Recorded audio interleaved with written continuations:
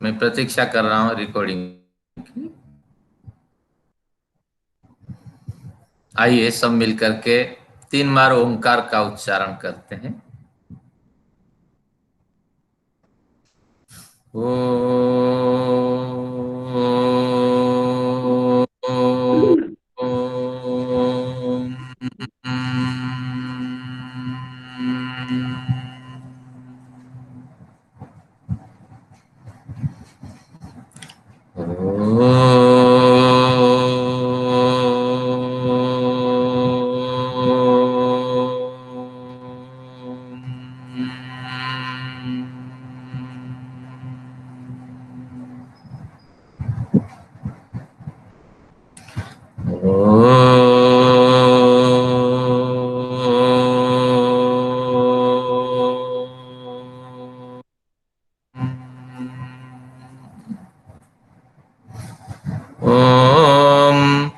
शांति शांति शांति।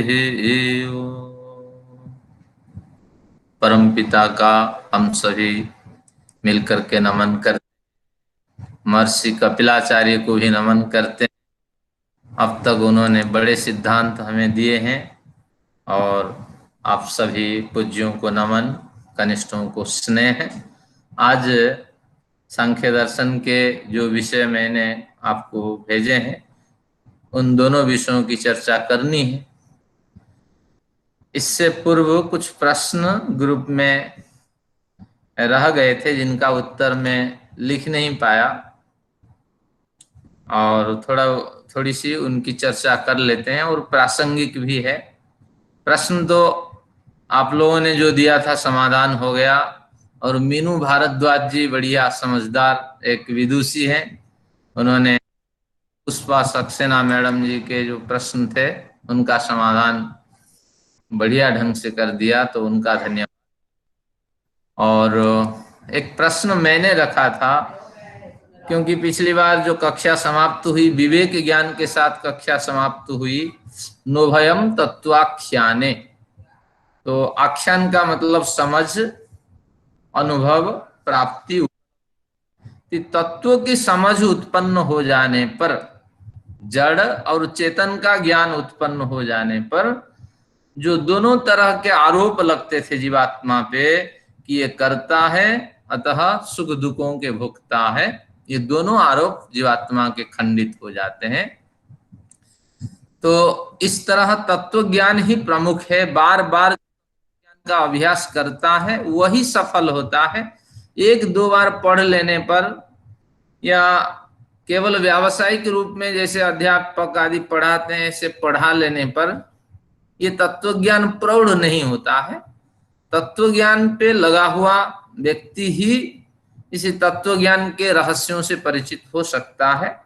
आप सोचते होंगे कि मुझे तत्व ज्ञान है, विवेक का तत्व ज्ञान है। ये नहीं है, क्योंकि मैं भी आप ही के श्रेणी में हूं। तो इसलिए ये जो तत्व ज्ञान है, विवेक ज्ञान ही, इसके बार बार अभ्यास। और ये कैसे होता है कि ऋषि लोग क्या करते थे, आश्रम में रहते थे, एकांत का सेवन करते थे, वैराग्य होता था उनमें। तो इन साधनाओं के माध्यम से वे इस तत्व ज्ञान का लाभ ले पाते थे।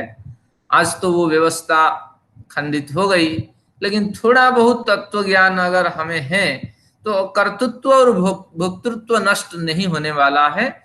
लेकिन प्रयत्न करते रहना चाहिए, और अगर प्रयत्न करते हैं तो इस जन्म में कुछ हो जाए, अगले जन्म में कुछ हो जाए। तो इस तरह तत्व ज्ञान का प्रकरण के साथ पिछली हुई थी। वहां प्रश्न था, मान लीजिए हमें तत्व ज्ञान नहीं है, कुछ ऐसे साधक हैं जो हमसे 10 कदम आगे हैं और उनको तत्व ज्ञान हो चुका है। तो तत्व ज्ञान हो चुके साधकों को जब हम देखते हैं, क्या ये साधक मच्छर नहीं मारते हैं, बिच्छू सर्प आदि जब उनको तंग करते हैं उनकी हत्या नहीं करते, और जब बड़े दुष्ट व्यक्ति इनके रास्ते में प्रतिबंध प्रतिबंध बन के खड़ा होता है तो उस समय उसका प्रतिकार नहीं करते, क्या इनमें राग द्वेष नहीं होता है? ये महत्वपूर्ण प्रश्न था। तो इस प्रश्न का समाधान मैंने सोचा कि ग्रुप में किया जाए ताकि लाभ मिलेगा। तो इसमें क्या तर्क है कि 4 श्रेणियां होती हैं जो हमारे साधक वर्ग होते हैं, जिसे हम जीवन मुक्त कहते हैं। जो जीवन मुक्त साधक होता है और विवेक तत्व ज्ञान से युक्त होता है, जिस तत्व ज्ञान की कपिल चर्चा करते हैं कि माँ को आखिर समय में थोड़ा सा तत्व ज्ञान हो जाए तो शरीर शांत हो जाएगा, एक अच्छा अवसर मिलेगा और हम भी उसी तत्व ज्ञान से जुड़ना चाहते हैं। ऐसे तत्वज्ञानी साधक 4 श्रेणियों से अपनी समस्याओं का समाधान करता है। तो प्रथम श्रेणी में वो क्या करता है कि मन वचन और शरीर से हिंसा न करने का प्रण लिया हुआ होता है। तो उसके योग दर्शन का एक बढ़िया सूत्र है कि क्या है ना, दुख ज्ञान मनंत फलानी। इस पंक्ति को आप नोट कर दीजिए, बार बार स्मरण करना है। हमें अहिंसा आदि गलत कार्य नहीं करने हैं, क्योंकि दुख अज्ञान और अनंत फलानी, इनका बार बार स्मरण करें। इनको करने से दुख भी मिलेंगे और अज्ञान भी मिलेगा और अनंत वर्ष तक इनके फल सक्रिय बने रहेंगे। तो अहिंसा की परिभाषा योग दर्शन में है सर्वथा सर्वदा सर्व प्राणी नाम अनभिद्रोह। था का मतलब प्रकार, सर्वथा सभी प्रकार से और सर्वदा सभी समय में। जीवन के कितने भी कालखंड हैं, आप किसी भी प्रदेश में रहें, लेकिन सभी प्रकार से और सभी समय में आपको हिंसा नहीं करनी है। तो सर्वथा सर्वदा सर्व प्राणी नाम अनभिद्रोह अहिंसा, ये अहिंसा की परिभाषा है।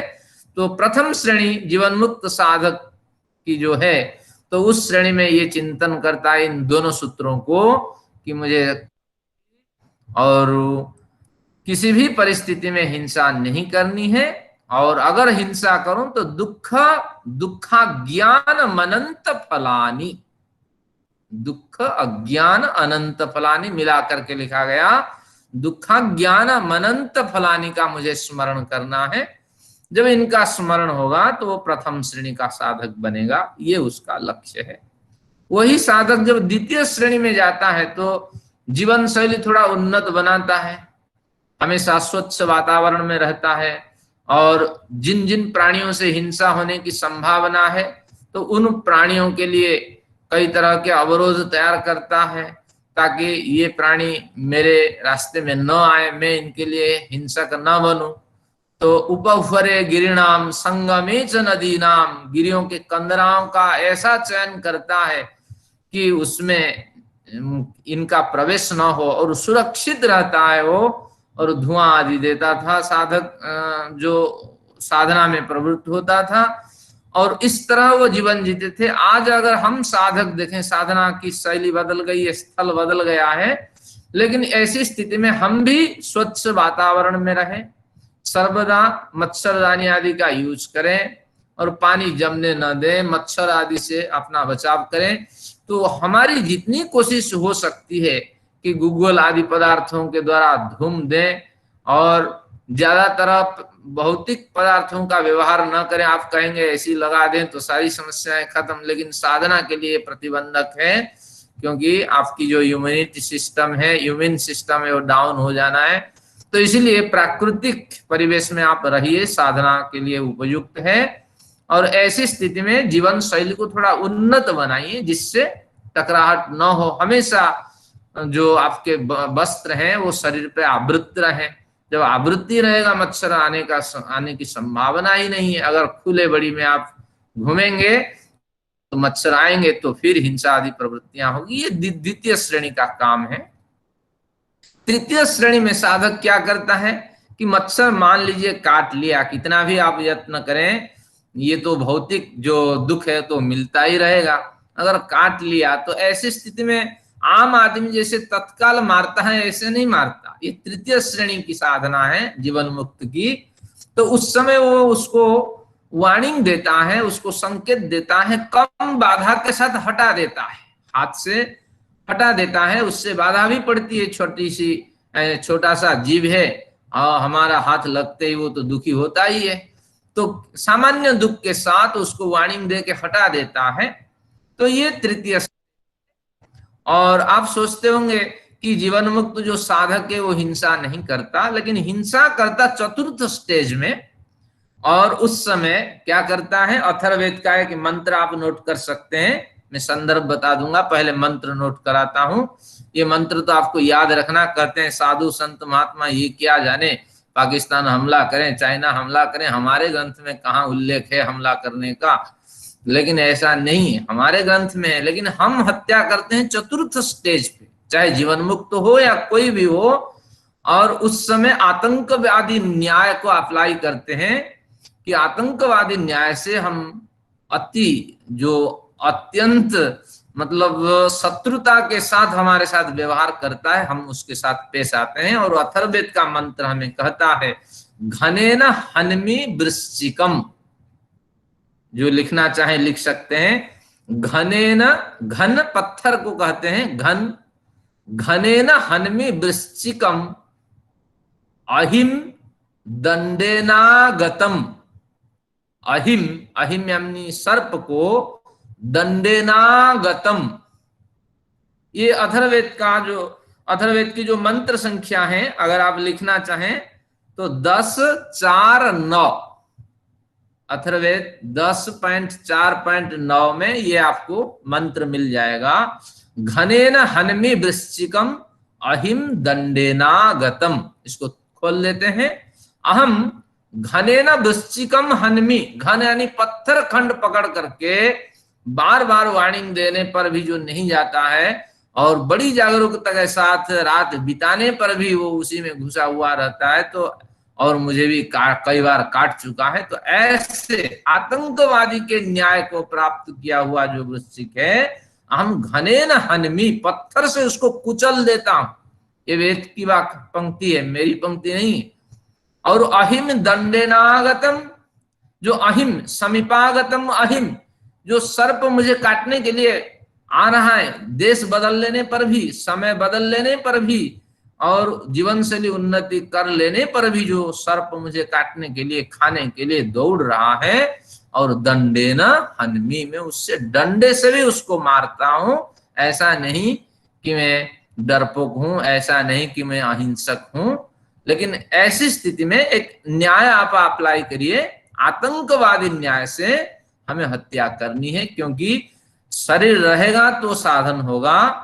यावत स्वस्थम शरीरेदम तावन मृत्यु सदूरता, जब तक शरीर स्वस्थ है तब मृत्यु हमसे दूर है। तावत आत्मा हितम कुरिया, तब तक हम अपने आत्मा के लिए कुछ हितकर कार्य कर सकते हैं। और फिर कहते हैं प्राणांते किम करिष्यति, प्राण के अंतिम अवस्था में हम कुछ नहीं कर पाएंगे, प्राण खत्म हो जाने पर कुछ नहीं कर पाएंगे। तो इसलिए अंतिम स्टेज पे हम इस सिद्धांत को अप्लाई करते हैं। लेकिन ये तो वेद का सिद्धांत है, इससे ऊपर बढ़ करके भी हमारे संत हुए हैं। महर्षि दयानंद को ले लीजिए, जब पता लग गया कि आतंकवादी न्याय से उसने जहर दिया है, तो वो तो पैसे दे के कहते हैं अभी तत्काल भाग जाओ, क्योंकि राजा गुस्सा है और बहुत कुछ तुम्हारे साथ गलत कार्य हो सकता है। तो इस तरह साधक हुए हैं हमारे यहाँ अर्जुन देव जो सिख गुरु आप जानते हैं कि उनको डराने के लिए तेल को भुना जा रहा था, और ताकि डर जाए और सरेंडर कर दें, लेकिन उन्होंने इतने योग में प्रवीणता प्राप्त कर ली थी कि उसी में वो भुन गए। तो इस तरह हमारे बड़े साधु संत महात्मा हुए हैं, ये स्मरणीय है। तो ये बढ़िया प्रश्न है, आप ध्यान रखिए। अगर इससे बढ़कर आपकी साधना है तो महर्षि दयानंद जैसे बन सकते हैं। अगला जन्म तो जीवन मुक्त का होना ही नहीं है। तो इस तरह इसका सिद्धांत है। क्या आज आपको सीख मिली वेद से? घनेन हन्मि वृश्चिकम अहिम दंडेना गतम, चतुर्थ श्रेणी में। लेकिन आसान नहीं है, मच्छर काटा तो हम उसको मार देंगे, ये नहीं है। और आतंकवादी न्याय का अप्लाई न होने पर ये सिद्धांत कारगर नहीं होता है। और उससे ऊपर भी पंचम श्रेणी की साधना है महर्षि दयानंद को स्मरण करने से और पूर्वाचार्यों को स्मरण करने से ये विचार आते हैं। आइए प्रकरण को उठाते हैं। आज का जो प्रकरण है कार्य कारण की पुनः समीक्षा, ये पहला प्रकरण है। इसमें प्रश्न उठता है सबसे पहले, सूत्र संख्या 72 पढ़ चुके हैं, अब 73वां सूत्र पढ़ते हैं। इसमें जो विषयो विषयो विषयो इस तरह पंक्ति है, उससे पूर्व एक शंका उठाते हैं ताकि इसको समझ सकें कि जो पदार्थ अनुपलब्ध है, विवेक ज्ञान की आप बात करते हैं सही है, और विवेक ज्ञान जीवात्मा के बारे में जीवात्मा को करना है। अरे जिस जीवात्मा को हम जानते ही नहीं अनुपलब्ध है, जिस प्रकृति की आप बात करते हैं और जिससे जीवात्मा को समझ, जिस पर जीवात्मा को समझ उत्पन्न करना है, वो प्रकृति भी अनुपलब्ध है, अप्रत्यक्ष है, और जिस परमात्मा की बात करते हैं वो भी अप्रत्यक्ष है। तो ऐसे जो अप्रत्यक्ष अनुपलब्ध पदार्थ हैं, तत्व हैं, तो उनका कोई अस्तित्व नहीं अगर मान लिया जाए, हानि क्या है? आप ही अस्तित्व उसको मानते हो, अस्तित्व प्रदान करते हो और विशाल ग्रंथ लिखने के लिए तैयार रहते हो।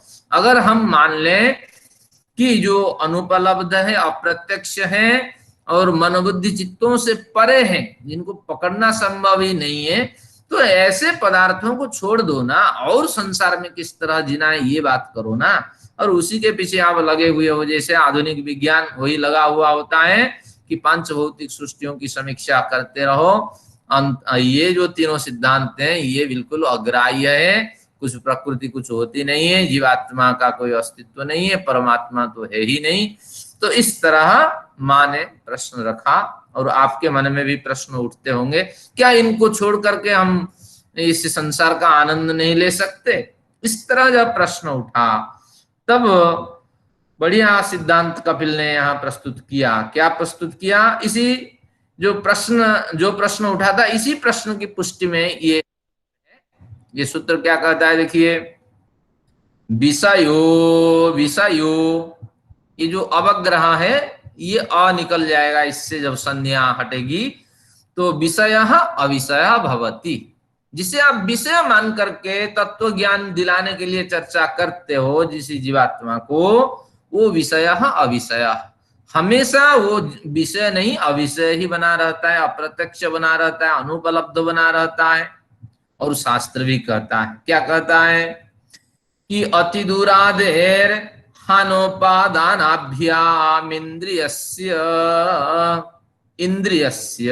इंद्रियों के लिए अति दूरादि पदार्थों में क्या होती है कि इंद्रियों में परेशानियां होती है। अति दूरादि पदार्थों को इंद्रियां नहीं जान पाती हैं। जब इंद्रियां ही नहीं जान पाती हैं ये विषय है या नहीं है, संदेह बना रहता है। तो इसलिए संदेह में क्यों जीना है, ये पदार्थ है ही नहीं, जो दिखाई पड़ते हैं उन्हीं के साथ व्यवहार करो। तो इस तरह ये सूत्र कहना चाहता है, विषयो अविषय भवति, जो विषय मान के चल रहे हो अविषय तत्वतः विषय है। अति दूरादे है, कुछ सिद्धांत होते हैं अति दूरादि सिद्धांत है, जो अत्यंत दूर में है, वो दिखाई नहीं पड़ने वाला है। तो आदि शब्द से बहुत से अर्थों का ग्रहण हो जाता है। जैसे मैंने कुछ आपको एक सीट भेजी थी, उस सीट को अगर पढ़ ली हो तो उसकी स्मृति अगर सीट है तो उसको निकाल के आप देख सकते हैं। तो ये जो सूत्र है, इन सूत्रों पे बाद में बड़े ग्रंथ बने और विश्वविद्यालय में छोटे छोटे, इसको प्रकीर्ण ग्रंथ कहते हैं। आज के जो दिल्ली विश्वविद्यालय के दर्शन अध्यापक होते हैं वो इन्हीं प्रकीर्ण ग्रंथों के विद्वान होते हैं, मूल ग्रंथ तो पढ़ते नहीं है, जानते नहीं है। तो इस तरह ईश्वर सांख्य, ईश्वर कृष्ण करके एक बड़े विद्वान बीच में हुए, तो उन्होंने सांख्य कारिका 70 श्लोकों वाली एक कारिका लिखी है। तो उसमें एक कारिका पढ़ते हैं सांख्य दर्शन पे, जो 587 527 जो सूत्र वाला सांख्य शास्त्र है, उसको 70 कारिकाओं में 70 श्लोकों में समेटने चाहा, तो वही पढ़ते हैं बच्चे। तो आइए इसको खोला। अति दूरादे है, ये जो शब्द है, परंपरा उस समय जो अति दूरादि के बारे में थी उन्हीं परंपराओं को आधार बना करके उन्होंने एक सूत्र लिखा। क्या सूत्र लिखता है? अति दूरात सामीप्यादिंद्रिय घातान मनोनवस्थानात। अति दूरात, इंद्रियां बहुत कुछ पदार्थ देख नहीं पाती हैं अगर वो दूर में है। आप बैठे हुए हैं, बहुत दूर में कोई पदार्थ है तो दिखाई नहीं पड़ता, जैसे हमारे खुली आंखों को गैलेक्सीज नहीं दिखाई पड़ती हैं। तो अति दूरात सामीप्यात, समीप संबंध से भी हमें बहुत दिखाई नहीं पड़ते। कभी आपने अपनी आंखों में काजल आपने जो लगाया है, कभी उसको देखा है क्या? और आपकी आंखों के जो आईवल है वो कभी आपने देखा है? बिना दर्पण की सहायता से आप उसको देख नहीं सकते। तो इसलिए जो अत्यंत निकट संबंध है, तो उस पदार्थ को भी इन आंखों से हम देख नहीं सकते।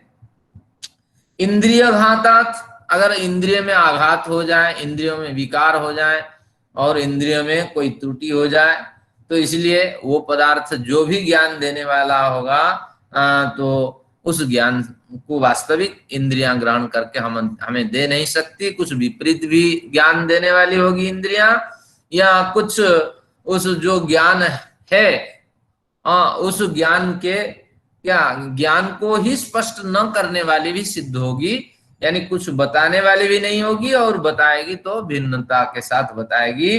जैसे आंख खराब हो जाए तो आसमान आप देखते हैं, चांद कितने दिखाई पड़ते हैं? 5, 7, 10 चांद दिखाई पड़ते हैं। या शराब पी करके या जब नशे में होते हैं तो उस समय भी आप देखिए, आपको सारा संसार अलग अलग दिखाई पड़ेगा, क्योंकि उस समय अंतःकरण असंतुलित बना हुआ होगा। तो उस समय सारी धरती हिलती हुई डुलती हुई। मैं इसीलिए कह रहा हूं, मैंने एक बार बढ़िया प्रयास करके खा लिया था वो नशा जो होते हैं, क्या उसको कहते हैं, भांग। मैंने कहा एक बार एक्सपेरिमेंट करके देखता हूँ। तो मैंने उसी बार एक्सपेरिमेंट करके देखा, ये दुनिया पूरा हिल रही थी और लुढ़क के गिर पड़ा। तो आगे मैंने कहा शराब व्यक्ति ऐसा ही हुआ होगा।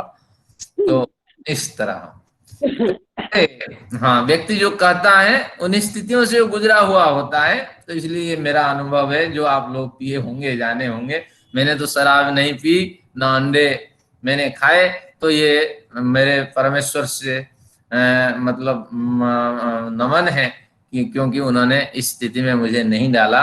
तो मनु कहते हैं ना, शराब है महापातक, शराब पीना महापाप है। तो मैं उस पाप से अब तक बचा हुआ हूं। तो इस तरह परमेश्वर का धन्यवाद करता हुआ फिर मैं आता हूं आपको। अति दूरात सामीप्यात इंद्रिय घातात, इंद्रिय में आघात होने पर, विकार होने पर। मनो अनवस्थानात, मन अगर अनवस्थान पे है, मैं पढ़ाता हूं और आप और कुछ कार्य कर रहे हैं, जैसे कल वेदपति जी कह रहे थे कि प्रवचन सुनने आते हैं और वहां खाना भी खाते हैं। तो जब मन एकाग्रता को प्राप्त नहीं करने वाला होता है, तो कुछ ना कुछ कार्य और भी साथ में होना चाहिए। तो मैं तो बढ़िया पंक्ति कहता हूं कि ऐसे व्यक्ति के लिए क्या शब्द का प्रयोग होता है कि केले भी बिकना है और तमाशे भी देखना है। तो इस तरह ये एक रोचक शब्दावली है। सौक्ष्म्यात, ये 4 हो गई, 4 कारण हो गए। अब सौक्ष्म्यात, अत्यंत सूक्ष्म होने से, जैसे प्रकृति, जीवात्मा, पुरुष अतिशय सूक्ष्म है, वो देखे ही नहीं जा सकते। आकाश ही नहीं दिखा जा सकता, आकाश का क्या वास्तविक स्वरूप है, हवा ही हम नहीं देख पाते हैं, तो फिर क्या बताएं। तो इसलिए अत्यंत सूक्ष्म जो है वो देखे नहीं जा सकते इन इंद्रियों से। फिर व्यवधानात, व्यवधान उत्पन्न होने पर, बीच में कुछ व्यवधान आ जाए और उस पर्दे के पीछे, दीवार के पीछे क्या हो रहा है ये भी नहीं दिखाई पड़ेगा। अभिभवात, एक गुण जब दूसरे गुणों में हावी हो जाए, एक कलर जब दूसरे कलर पे हावी हो जाए, तो जो ज्यादा अतिरिक्त आटम से युक्त होगा जो गुण, जो कलर्स, वही ही दिखाई पड़ेंगे, बाकी कलर्स नहीं दिखाई पड़ेंगे। तो इस तरह हावी हो जाने पर, और समाना अभिहाराच, समान अभिहारात का अर्थ कि सजातीय पदार्थों का जब मिश्रण हो जाता है, उस समय भी पता नहीं लगता कि ये भैंस के दूध है या गाय का दूध है। तो ये पता नहीं लगता कि समान जातीय पदार्थ होते हैं और थोड़े बहुत उसमें परमाणुओं में भिन्नता होती है। तो तो इस तरह ज्ञान करना मुश्किल हो जाता है और इंद्रियां नहीं पकड़ पाती हैं। विभिन्न क्या यांत्रिक उपायों से तो हम पकड़ लेते हैं, वो तो जैसे प्रयोगशाला जाएंगे तो उस तरह यहाँ योगशाला में भी जाना होगा। तो ये जो कथन, सारे कथन, यहाँ 8 कथन है, 8 तरह की समस्याओं से गुजरने के कारण इंद्रियां जो है बाह्य प्रत्यक्ष नहीं कर पाती हैं। अबाह्य प्रत्यक्ष की बात नहीं है, यहाँ बाह्य प्रत्यक्ष के ये 8 प्रतिबंधक हैं। इनके उपस्थित होने पर बाह्य प्रत्यक्ष नहीं हो पाता है। अगर बाह्य प्रत्यक्ष नहीं है तो आप मान लो बिल्कुल वो पदार्थ है ही नहीं। इस तरह माँ ने रखा विचार। तो अब कपिल इनका समाधान आगे 2 सूत्रों में करते हैं। आगे के 74 और 75वां जो सूत्र है ये उत्तर है, और ये 73वें सूत्र के लेफ्ट में आप प्रश्न लिख सकते हैं। तो ये प्रश्न पूछा गया और दोनों सूत्रों में उत्तर दिया गया। तो 74 75 में क्या उत्तर देते हैं? कहते हैं, कपिल कहते हैं, माँ सौक्ष्म्यात् तदनुपलब्धि, सौक्ष्म्यात् तत् अनुपलब्धि। मैं भी आपकी बात मानता हूं, और सूक्ष्म होने के कारण इनकी अनुपलब्धि होती है, ये दिखाई नहीं पड़ती है, अतिशय सूक्ष्म होती है। तो इसलिए ये न जीवात्मा दिखता है, न परमात्मा दिखता है, न प्रकृति दिखती है। लेकिन अबाह्य प्रत्यक्ष नहीं होते हैं। लेकिन मैंने तो कह रखा इनका बाह्य प्रत्यक्ष नहीं होता है, लेकिन मैंने तो कह रखा कि इनका अबाह्य प्रत्यक्ष होता है। तो कहां कहां होता है? पहले 25वां सूत्र में हमने पढ़ा था कि अचाक्षुषाणाम अनुमानेन बोधः भवति। जो अचाक्षुष पदार्थ हैं, नेत्रों से नहीं देखे जाते हैं, उनको अनुमान प्रमाण से हम जान सकते हैं बड़ी आसानी से। अब फिर आगे जो आपके 56वां सूत्र हुआ उसमें कहा कि योगिनाम अबाह्य प्रत्यक्षत्वाद दोषः। योगियों के लिए ये सारे पदार्थ अबाह्य प्रत्यक्ष होते हैं। जैसे बाह्य प्रत्यक्ष आप करते हैं योगी लोग, इनको बिल्कुल आंखों के अंतः चक्षु से, मन रूपी अंतःकरण रूपी चक्षु से इन पदार्थों को देखते हैं और इनके साथ इंटरेक्शन करते हैं। लेकिन योगी होने पर आम व्यक्ति नहीं कर सकता इस तरह 56 में। और 55 में भी नहीं, 55 में बात कही, 56 में क्या कहा? लीन वस्तु लब्धाति स संबंधाद बा अदोषः। फिर कहा लीन वस्तु, जो अत्यंत सूक्ष्म वस्तु होती है, वस्तुएं होती हैं, तो उनको अतिशय संबंध योगियों का उनके साथ होने के कारण बड़ी आसानी से ये लोग देख लेते हैं। तो इसलिए ये लोग उनका साक्षात्कार कर लेते हैं। तो इस तरह 3 सूत्र अभी स्पष्ट हो गए हैं। अबाह्य प्रत्यक्ष लीन वस्तुओं के साथ होता है और सूक्ष्म वस्तुओं के साथ होता है, और कहीं विरोध नहीं है। लेकिन माँ ने जो कहा था उसी के साथ वो स्वर मिला के कह रहे हैं, हाँ बिल्कुल इनकी अनुपलब्धि होती है, क्योंकि ये सूक्ष्म है और अबाह्य प्रत्यक्ष इनका नहीं होता है। बाह्य प्रत्यक्ष इनका नहीं होता है, अबाह्य प्रत्यक्ष इनका होता है। बाह्य इंद्रियों से ये वस्तुएं नहीं देखी जाती हैं, लेकिन जो अंतः इंद्रिय है उन अंतः इंद्रियों से इन वस्तुओं का साक्षात्कार होता है, ये वस्तुएं देखी जाती हैं। तो इस तरह 74वें सूत्र में एक पहले प्रश्न जो पूछा गया था उसका पहले स्तर का उत्तर दिया गया, और थोड़ा उत्तर को और गंभीरता से देने का प्रयत्न उन्होंने किया।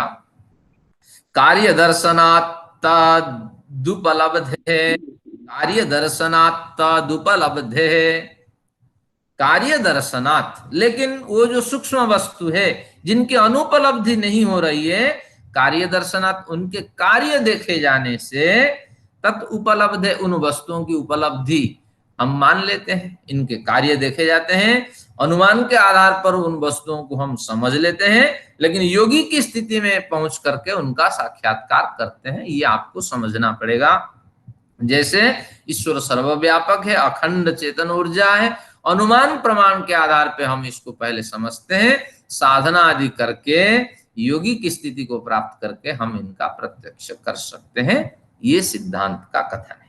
और इनके क्या क्या कार्य देखे जाते हैं आप देखते हैं कि यहाँ तो सत्व रज तम 3 गुण होते हैं, जिसके कारण सुख दुख मोह उत्पन्न होते हैं। हर पदार्थों के प्रति सुख दुख मोह, ये जो जीवात्मा है उसके उत्पन्न होते हैं। और ये संसार निरंतर परिणाम को प्राप्त होता हुआ दिखाई पड़ता है। कोई भी वस्तु है, कोई भी पदार्थ है, परिणाम को प्राप्त होता हुआ दिखाई पड़ता है। तो निश्चित रूप से ये जो उत्पन्न हुआ है वो विनाश को प्राप्त होने वाला है। तो इस तरह उत्पत्ति और विनाशशील ये प्रकृति है, इस तरह का ज्ञान होता है। और क्या ज्ञान होता है कि इसी प्रकरण में जब 31वें सूत्र हम पढ़े तो आप कहेंगे ये सूत्र मैं कैसे याद रखता हूं? याद नहीं रखता हूं, क्योंकि आपको पढ़ाना है, मैं यहाँ नोट कर रखा हूं, तो ये मेरी शैली है। तो कोई बड़ा यहाँ बड़ी कलाकारी नहीं है। तो यहाँ कहा गया कि 31वें सूत्र में कहा गया संहत परार्थत्वात्, संहत परार्थत्वात्, यानी जो संहत, जो संघात बना हुआ है, इतनी बड़ी पृथ्वी क्यों बनी है, ये बड़ा पहाड़ क्यों बना है, ये 3 भाग जल क्यों बना है।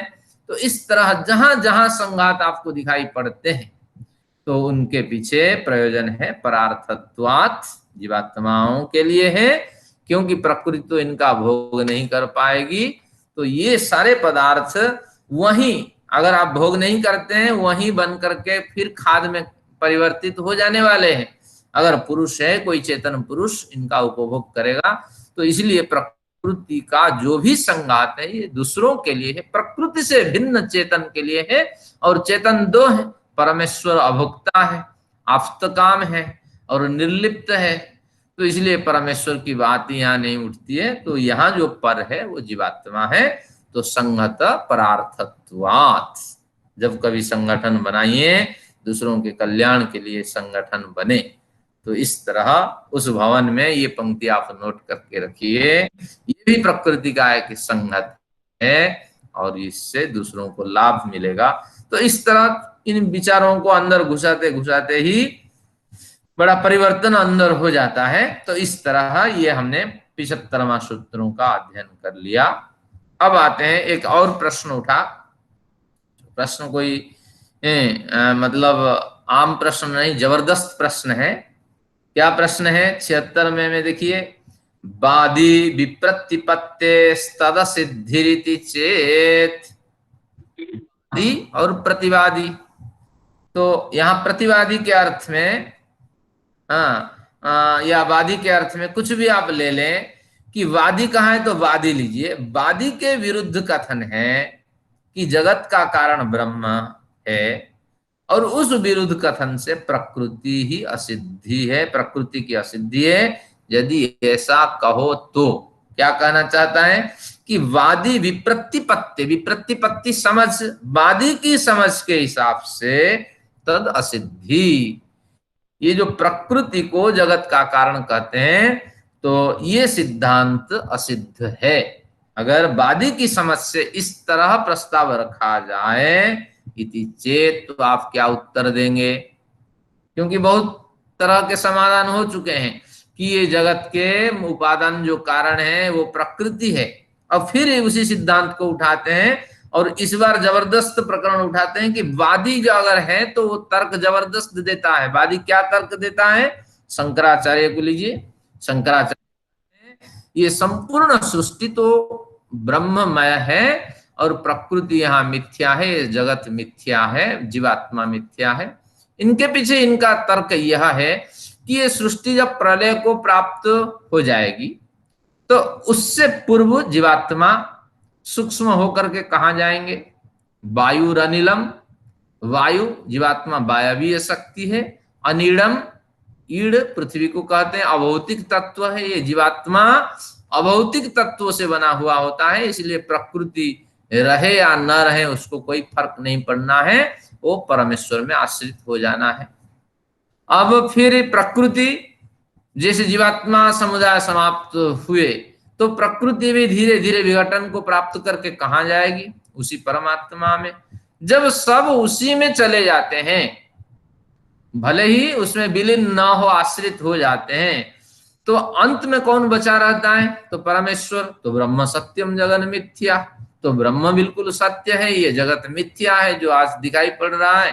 परिणाम को प्राप्त हो करके वो उसी परमेश्वर में समाहित हो जाते हैं, फिर वहीं से निकल करके ये प्रकट होते हैं अव्यक्त में, अव्यक्त में से व्यक्त होते हैं। तो यही तो सृष्टि है।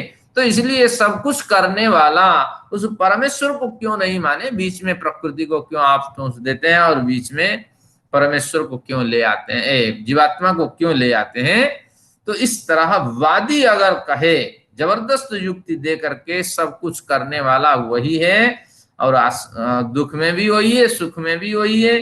कार्य जगत की स्थिति में वो परमेश्वर भी विद्यमान है, कारण जगत की स्थिति में वही आश्रयदाता है। तो ऐसी स्थिति में कि वादी के विरुद्ध कथन जो है कि जगत का कारण ब्रह्म है, तो इसको आप माने, प्रकृति को न माने, और प्रकृति की असिद्धि इस तरह हम माने तो आप क्या कहेंगे। अब इसका समाधान देते हैं। जितना जबरदस्त प्रश्न होता है समाधान भी उतना जबरदस्त होता है। तथाप्येकतर दृष्टिया एकतर सिद्धिर्नापलापः, तथाप्येकतर दृष्टिया एकतर सिद्धिर्नापलापः। ये जो तथाप्येकतर दृष्टिया, इस शब्द के बाद एकतर सिद्धिर्नापलापः, दूसरा जो एकतर शब्द है उसके ऊपर एरो लगा के लिख दीजिए अन्यतर। एकतर शब्द दो बार प्रयोग हुआ है, तो एक पहले एक तर को तो रख दीजिए, दूसरा एक तर के ऊपर अन्यतर लिख दीजिए। ऐसा क्यों? कुछ सिद्धांत होते हैं, ये न्याय दर्शन के सिद्धांत है।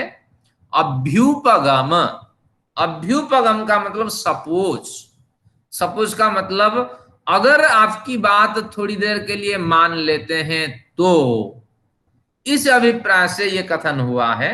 क्या कथन है? अभ्युपगम, जो न्याय दर्शन पढ़ चुके हैं, अभ्युपगम हम पढ़ चुके हैं, तो अभ्युपगम सिद्धांत में आता है कि तथाप्येकतर दृष्टिया, आपने जो कहा बिल्कुल सही है, सभी का आश्रयदाता वही है और सभी कारणों का ये मूल वही है। तो कहते हैं तथापि एकतर दृष्टिया, तथापि थोड़ी देर के लिए आपके विचार में सहमत प्रकट करता हुआ एक तरह दृष्टिया, एक तरह दृष्टि से, एक प्रकार की दृष्टि से आपके सिद्धांत को मान लेने पर क्या परेशानी होगी? न एकतर असिद्धे। अब इस एकतर का अर्थ होगा अन्यतर। दूसरे दृष्टि से जब हम देखते हैं, एक दृष्टि से भले ही मान लें, जब दूसरी दृष्टि से देखते हैं तो उस समय क्या होता है कि एकतर असिद्ध है, बहुत सी सिद्धियां दिखाई पड़ती हैं कि जो हमने मान रखा है बिल्कुल सही नहीं है, और एक भिन्नतर मार्ग में बहुत सी सिद्धियां दिखाई पड़ती हैं कि जो पहले सिद्धांत मैंने कहा है इसी सिद्धांत की पुष्टि होती हुई दिखाई पड़ती है, क्योंकि कार्य जगत हमें दिखाई पड़ता है।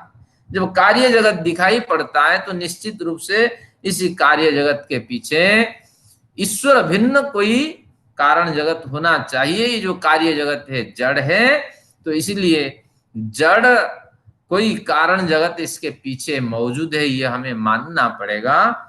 तो तथापि एकतर दृष्टिया, भले ही इस सिद्धांत को हम मान लें एक दृष्टि से, लेकिन भिन्न दृष्टि से जब समीक्षा करते हैं कि पूर्व सिद्धांत की सिद्धि हो जाती है। और न अपलाप, अपलाप शब्द का अर्थ है वकवास, मिथ्या कथन, निषेध। न अपलाप, जो सिद्धांत पहले बताया गया है वो सिद्धांत अपलाप नहीं है, निषेध योग्य नहीं है, और वो सिद्धांत ग्राह्य नहीं है ऐसे आप नहीं कह सकते, वो ग्राह्य ही है। तो इस तरह प्राचीन काल में शब्द प्रयोग होता था कि पहले वक्ता के सारे विचारों को सुन लेते थे। मान लीजिए आपका ये कथन मान लेता हूं, तो फिर क्या क्या होगा, क्या क्या होगा। तो इस तरह के विचार इसमें उठते हैं। मान लीजिए हम राम को मान लेते हैं ईश्वर, कोई हमें हानि नहीं है, तो मान लेते हैं, तो राम को वाल्मीकि ने क्यों रुलाया है, ये तो मुझे स्पष्ट करो। तो इस तरह बहुत से सिद्धांत इस तरह स्पष्टीकृत किए जाते हैं। तो ये सूत्र समाप्त हो गया कि एक सिद्धांत एक दृष्टि से मान लेने पर दूसरी दृष्टि से कारण जगत की सिद्धि, ये कार्य जगत की सिद्धि दिखाई पड़ती है। इसलिए ये कथन जो पूर्व कहे गए हैं वो निषेध नहीं है, निरर्थक नहीं है, अपलाप नहीं है, बकवास नहीं है, मिथ्या नहीं है, इस तरह समझना चाहिए। अब ये प्रकरण जो है यहाँ समाप्त हो जाता है 78 में। त्रिविधा विरोधापत्तिश्च, त्रिविधा विरोधापत्तिश्च, ईश्वर को जगत का उपादान कारण माना जाए तो संसार में अनुभूयमान त्रिविधता सत्व रज तमस के विरोध की प्राप्ति होगी। क्यों? ईश्वर आदि त्रिगुणात्मक नहीं है। क्योंकि आदि से क्या जीवात्मा को आप मानेंगे? तो जीवात्मा भी त्रिगुणात्मक नहीं है, क्योंकि जीवात्मा गुण रहित है। अभी हमने पढ़ा था नित्य बुद्ध शुद्ध मुक्त, मुक्त का मतलब प्रकृति के गुणों से रहित है। और परमेश्वर तो निर्गुणम निरपेक्षम च माम भजन्ति गुणा सर्वे निर्गुणम निरपेक्षम च निरपेक्षकम। तो मैं गुण रहित हूं, किसी की अपेक्षा से परिचालित नहीं होने वाला हूं। तो इस तरह जो परमेश्वर है तो वह परमेश्वर भी सिद्ध नहीं होगा। तो इसलिए उस परमेश्वर में भी ये आरोप हो जाएगा, त्रिविध गुणों का आरोप होने लगेगा। अगर परमेश्वर में गुणों का आरोप होगा तो फिर वो परिणामी होने लगेगा, फिर परमेश्वर उत्पन्न होने लगेंगे, जैसे राम कृष्ण आदि उत्पन्न होने लगते हैं। तो जब उत्पन्न होने लगेंगे तो उनमें भी सुख दुख मोह स्वभाव दिखाई पड़ेंगे। अगर राम में दुख दिखाई पड़ता है, सुख दिखाई पड़ता है और मोह दिखाई पड़ता है, लक्ष्मण जब जागा होगा राम को कितनी बड़ी खुशी हुई होगी। अयोध्या में जब पहुंचा होगा, हाँ, नमे स्वर्णमयी लंका, अपि स्वर्णमयी लंका नमे रोचते रावण, जननी जन्म भूमिश्च स्वर्गादपि गरीयसी। है लक्ष्मण, मेरे लिए मेरी जननी और जन्मभूमि स्वर्ग से भी बढ़कर हैं। जब पहुंचे होंगे खुशी भी हुई होगी, जब पत्नी की चोरी हुई तब दुखी भी हुआ होगा, और मोह भी हुआ होगा। किस समय? कि जिस समय सुग्रीव को त्याग कर रहे होंगे, विभीषण को त्याग कर रहे होंगे, मोह यानी मूढ़ता से मूर्छित स्थिति।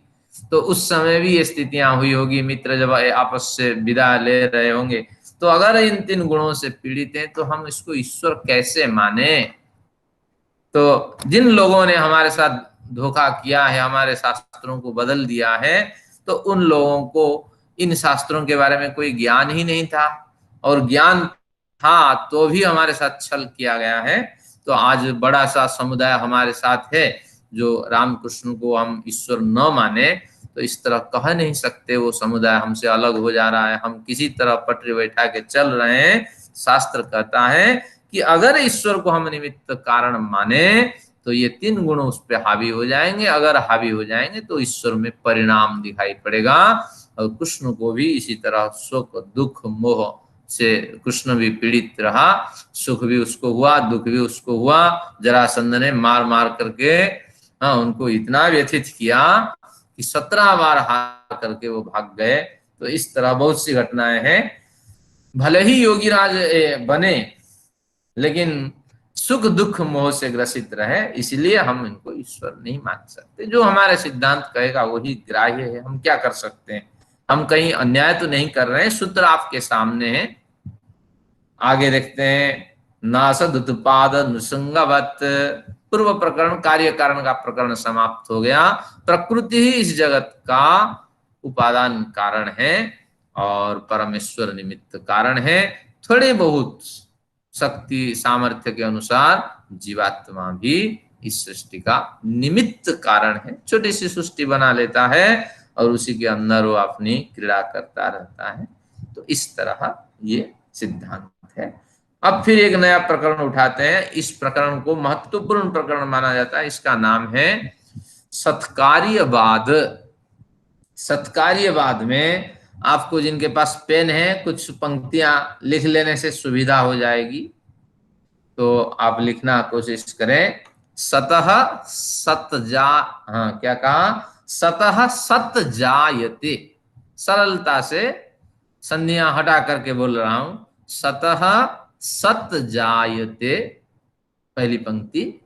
दूसरी पंक्ति है उसी के नीचे, असतः असत जायते।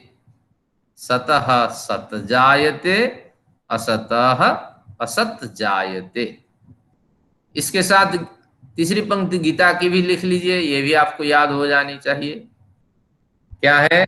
नाशतो विद्यते भावो, न में आ की मात्रा एक अवग्रह दे दीजिए, नाशतो विद्यते भावो, फिर कोमा दे करके ना भावो, न में आ की मात्रा दे के फिर एक अवग्रह लगा दीजिए, ना भावो विद्यते सतः, ना भावो विद्यते सतः। अब ये गीता की कहाँ है ना, 2.16 में, गीता 2.16 में आज जाके देखिए।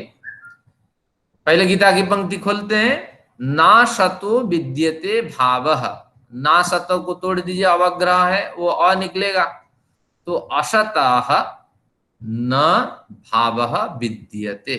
जो असत वस्तु है उससे कोई भाव पदार्थ यानी सत्तात्मक पदार्थ बन नहीं सकता। असतः भावः न विद्यते।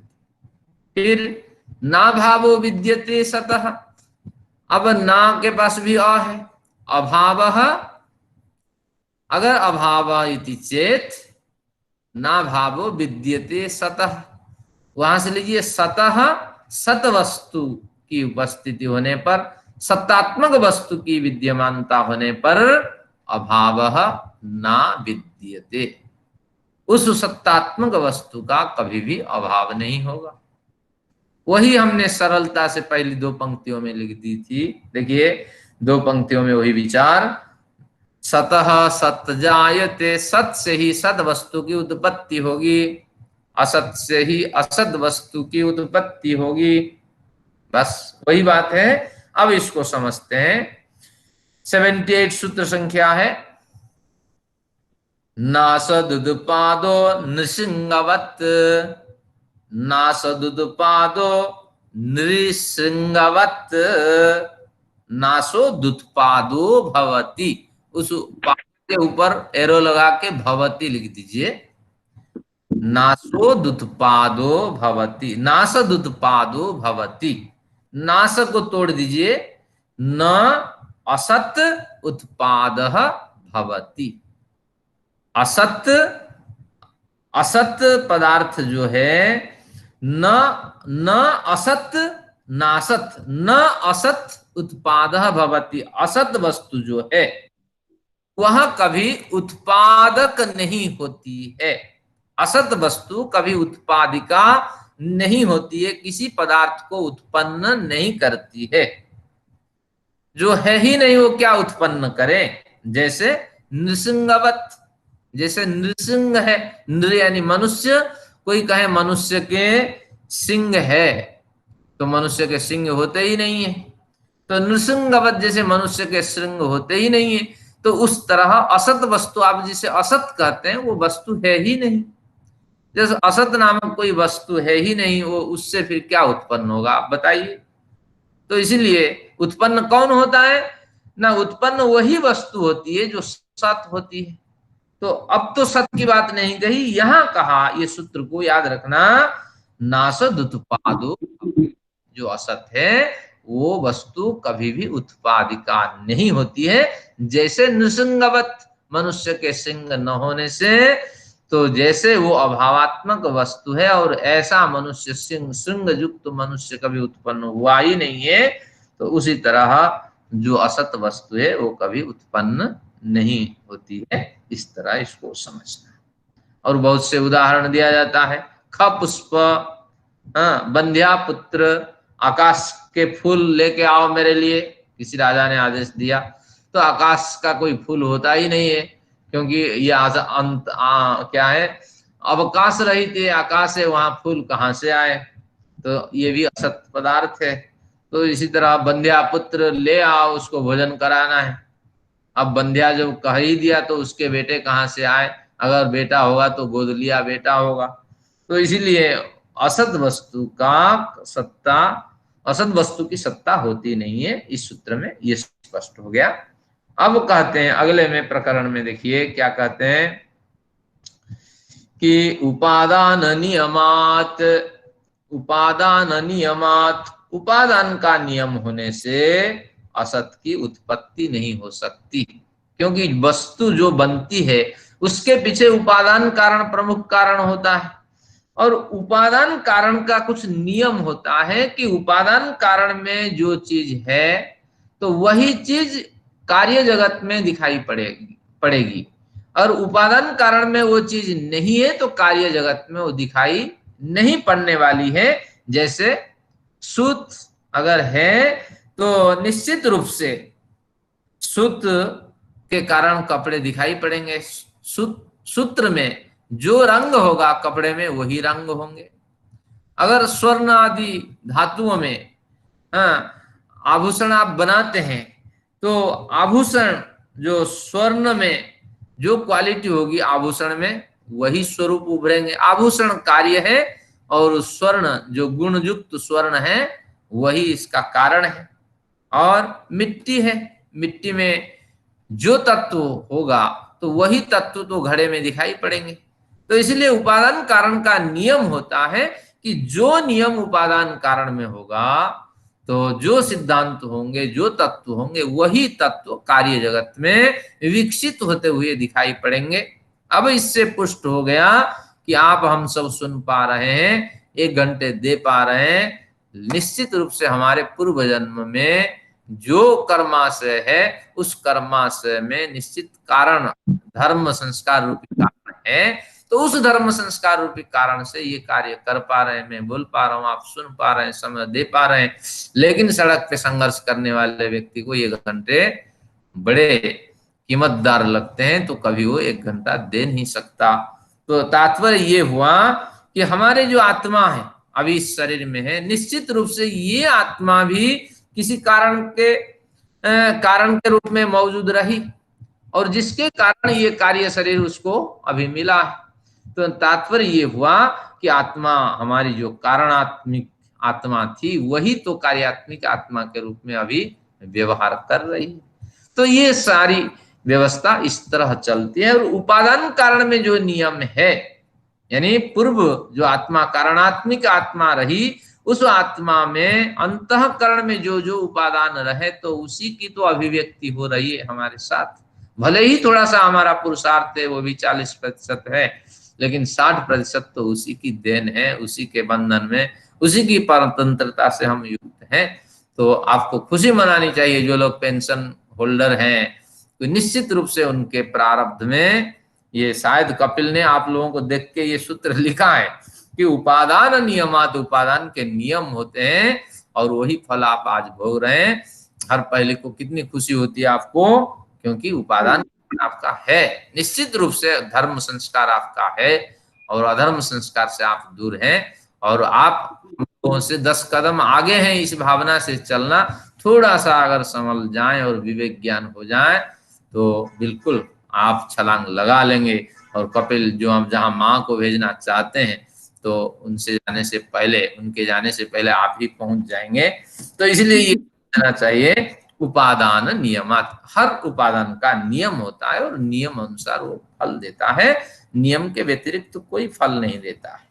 फिर कहते हैं देखिए, सर्वत्र सर्वदा सर्वासंभवात, सर्वत्र सर्वदा सर्वासंभवात, सर्वत्र सब कारणों में, सब वस्तुओं की सब समय में उत्पत्ति होने से कार्य के प्रति उपादान कारण का नियम आवश्यक है। सर्वत्र यानी सब जगह, सर्वदा सब समय में सभी वस्तुओं की उत्पत्ति नहीं होगी, क्योंकि नियत कारण के उपस्थिति होने पर नियत वस्तु की उत्पत्ति होगी, नियत कार्य की उत्पत्ति होगी। लेकिन अनियत कारण से इस तरह नियत कार्य की उत्पत्ति नहीं होगी। अगर आप कहेंगे कि बालू से तेल निकाल करके मुझे दे दो, ये संभव ही नहीं है। और बालू से जो बन सकता है, बालू से जो मिल सकते हैं वही पदार्थ मिलेंगे, मिट्टी से जो मिल सकते हैं वही मिलेंगे।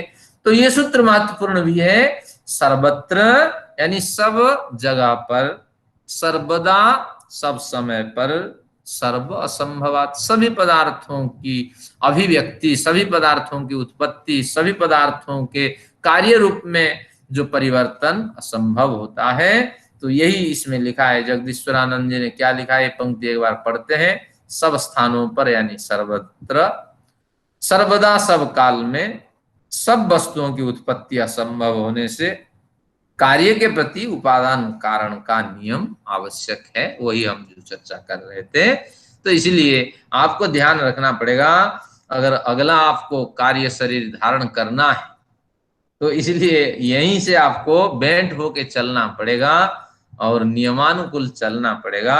अन्यथा सब जगह सभी पदार्थों की उत्पत्ति नहीं होती। हम जो बड़ी उम्मीद करके चलते हैं या उम्मीद रखते हैं तो वो संभव ही नहीं हो सकता अगर राग द्वेष में इस तरह फंसे रहेंगे। तो एक बढ़िया सूत्र आता है, समय है नहीं, चलिए कभी पढ़ेंगे। वैशेषिक दर्शन में वो क्या कहता है, इंद्रिय दोषात संस्कार दोषात अविद्या। इंद्रियों के दोष के कारण, इंद्रियों के दोष क्या है कि एक तो उनमें न्यूनता होने के कारण, दूसरा दोष है जो शब्द स्पर्श रूप रस गंध इनमें वो लिपटी हुई होती है इंद्रियां, तो इनके कारण से।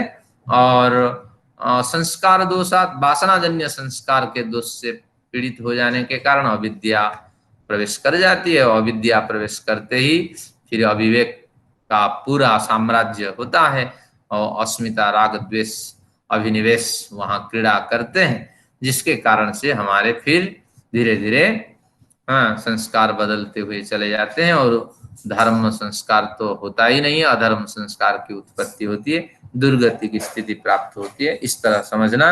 अब दो सूत्र को यहाँ उठाते हैं, फिर आज का प्रकरण को यहाँ समाप्त करते हैं। आज के प्रकरण को आते हैं 82वां सूत्र 82 में देखिए, शक्यस्य सकतस्य शक्य कारणात्, सकतस्य शक्य कारणात्।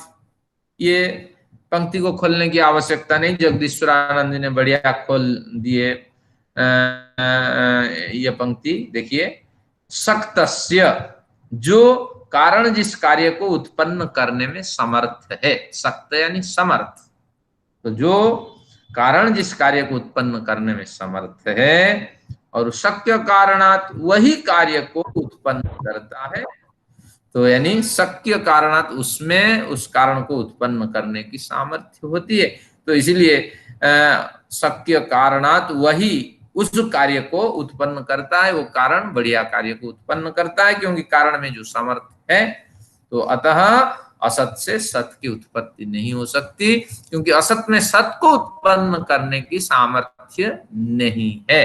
एक बढ़िया प्रश्न यहाँ उठता है कि हम पुण्य भी करते हैं और पाप भी करते हैं, तो हमारे जैसे कंप्यूटर ऑपरेटर होते हैं तो वो बढ़िया प्रश्न बीच बीच में पूछते हैं कि हम भी तो पुण्य करते हैं और पाप भी तो करते होंगे, तो धुल नहीं जाता है क्या?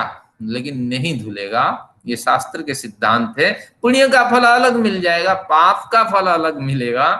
क्योंकि अगर 5 गेंदें आपने फेंकी, कहाँ फेंकी? दीवार पे, और उनमें काला नीला, काली नीली पीली कई तरह की गेंदें हैं, लेकिन वो गेंदें आपने फेंकी है तो आपकी तरफ आएंगी, वो नहीं सोचेंगी, या आपके विचार को वो गेंदें नहीं सोचेंगी कि आपने 2 काली गेंदें फेंकी हैं और 3 सफेद गेंदें फेंकी हैं। सफेद गेंद जो पुण्य की गेंद है और काली जो है वो पाप की गेंदें हैं।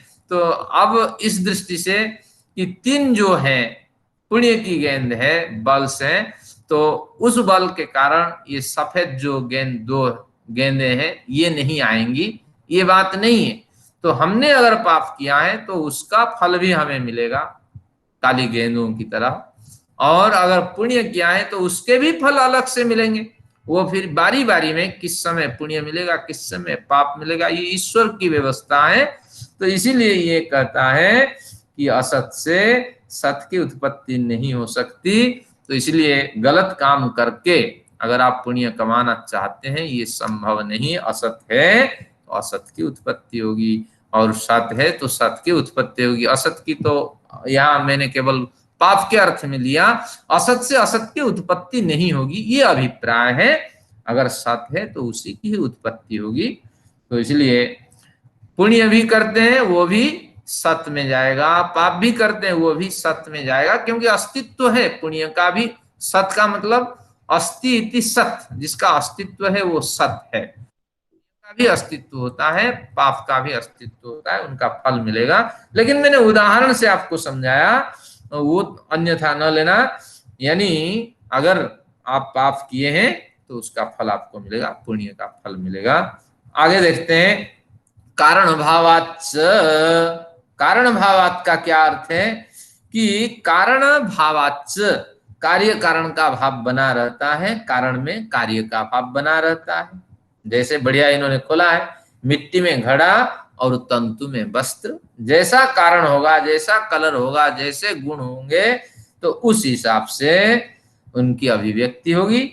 क्योंकि मिट्टी भी सतवस्तु है और तंतु भी सतवस्तु है, तो इन दोनों सतवस्तु से सतवस्तु की उत्पत्ति होगी, तो कार्य जगत की उत्पत्ति होगी। तो इस तरह जो कार्य जगत है प्रकृति, वो भी सत्स्वरूपा है।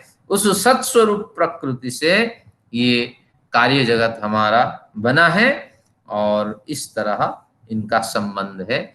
यानी सत्कार्यवाद यही कहता है, अगर कारण नहीं है तो कार्य नहीं बनेगा, अगर कारण है तो उसमें जो गुण है वही गुण तो दिखाई पड़ेंगे।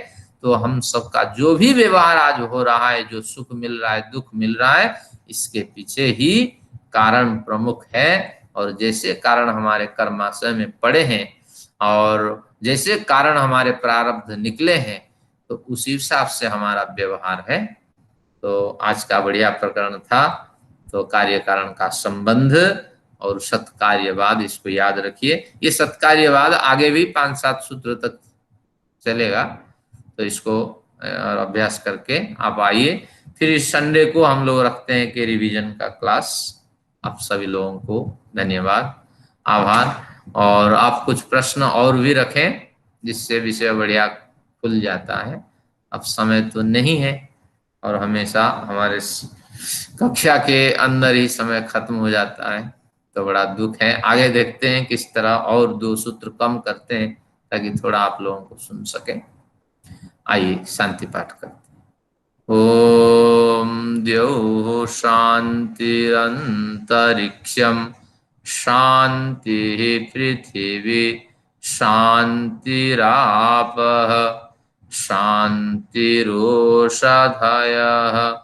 शान्तिः वनस्पतयः शान्तिर्विश्वे देवाः शान्तिर्ब्रह्म शान्तिः सर्वं शान्तिः शान्तिरेव शान्तिः सामा शान्तिरेधि।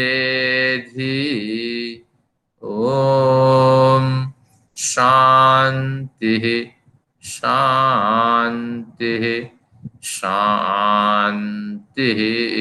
ओम। वैदिक अभिवादन आप सभी लोगों को सब प्रेम नमस्ते। नमस्ते। संडे को आप सभी तैयारी के साथ आइए।